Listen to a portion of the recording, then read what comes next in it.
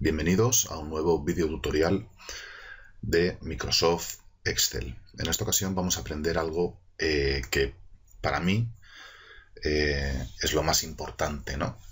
Alguien que no tenga, pues demasiado control de esta aplicación, su principal dificultad va a ser construir ciertas tablas bien automatizadas. Bueno, pues con este ejemplito voy a intentar explicaros, pues cómo aplicar de una manera decente el tema de las constantes absolutas y relativas. Bueno, pues para este ejemplo me he construido una tablita. Tenemos aquí los días de la semana, aquí unos meses, ¿vale? Y vamos a suponer pues que somos el encargado de personal de una empresa y que tenemos que negociar pues con los trabajadores a cómo vamos a pagar las horas extras necesarias pues para sacar nuestro producto. ¿De acuerdo? Estaríamos en teoría en el segundo semestre, ¿vale? Son 6 meses. Y aquí vienen reflejadas pues mediante una serie de números, pues las horas necesarias. Por ejemplo, los lunes de julio van a ser 20 horas, los martes 13, así. Y tenemos, pues ese margen de maniobra, 15, 18 y 21 euros la hora. ¿Por qué? Luego haremos para el domingo, haremos un precio especial, ¿de acuerdo? El domingo vamos a ponerlo pues a 24.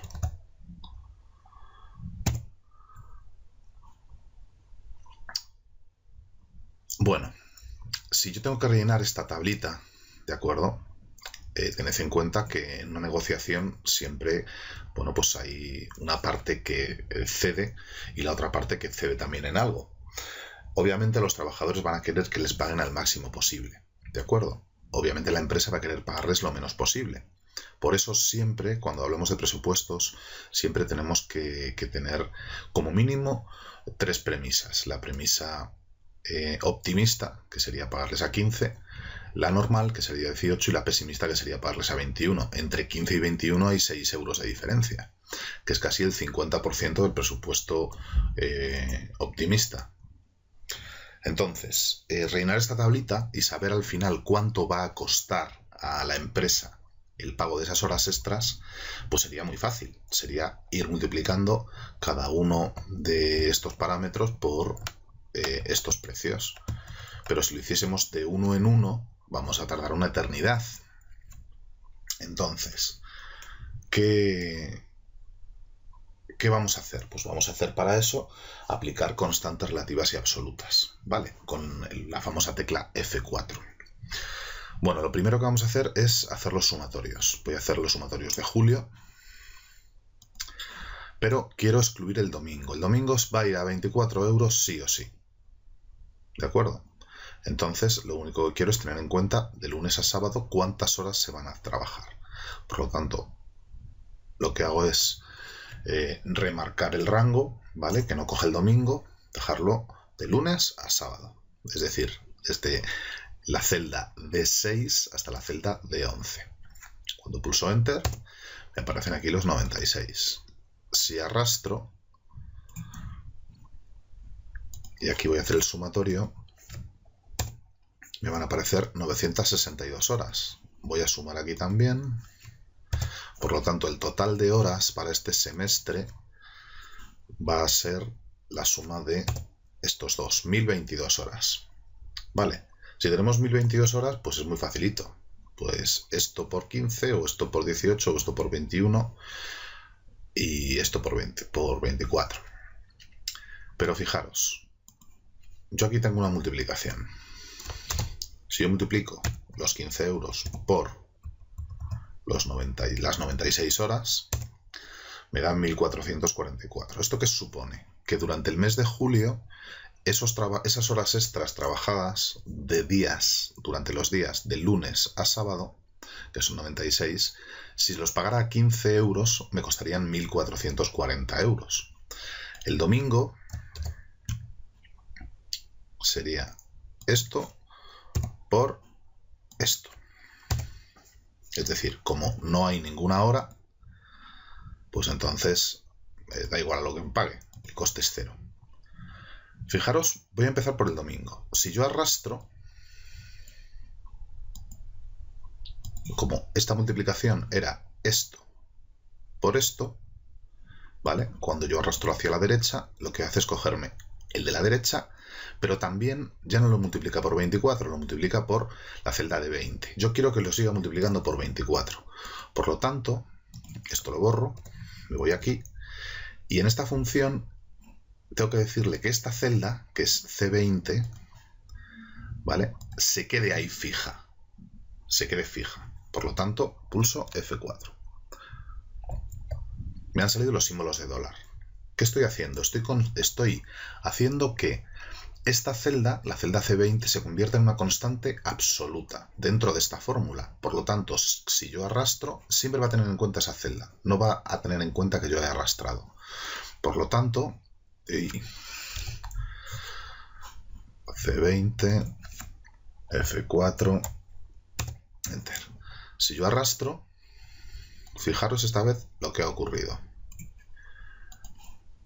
Al arrastrar hacia la derecha, en vez de cogerme el mes de julio, me ha cogido el mes de agosto. Lo ha arrastrado uno a la derecha. Pero el 24 me lo ha mantenido. En este caso, ¿qué ha hecho? Me ha cogido uno a la derecha, el mes de septiembre, pero el 24 me lo ha mantenido. ¿De acuerdo? Por lo tanto, si yo me coloco aquí, el coste, no cojo el 24, sería un error.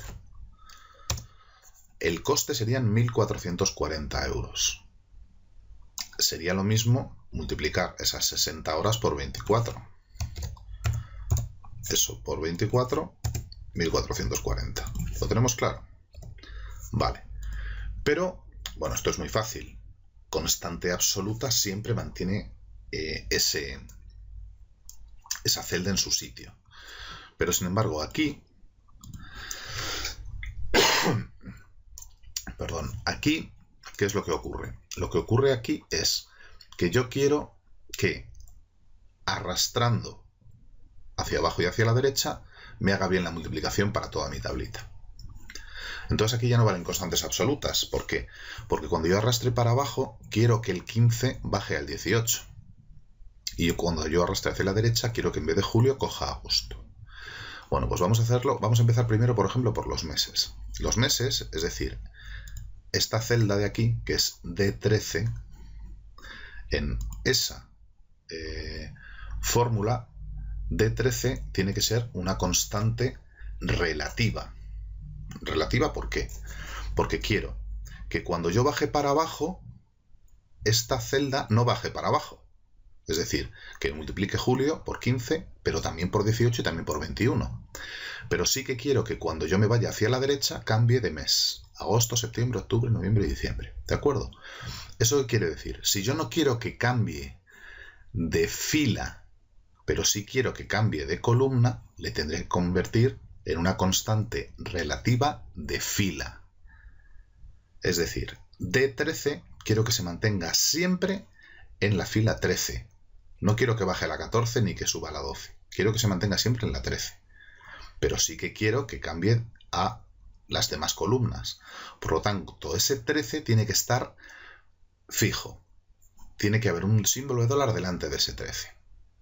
¿Qué es lo que hago? Pulso F4. Cuando pulso F4 una vez, me salen dos símbolos de dólar. Eso es una constante absoluta. Cuando pulso F4 otra vez, el símbolo de dólar solamente aparece delante del 13, pero el D no tiene ese símbolo de dólar. Por lo tanto, lo que le estoy diciendo es, la fila 13 va a estar siempre en esa fila, pero el D puede cambiar. Eso es lo que queremos. ¿Qué ha ocurrido? Fijaros, si yo arrastro hacia abajo,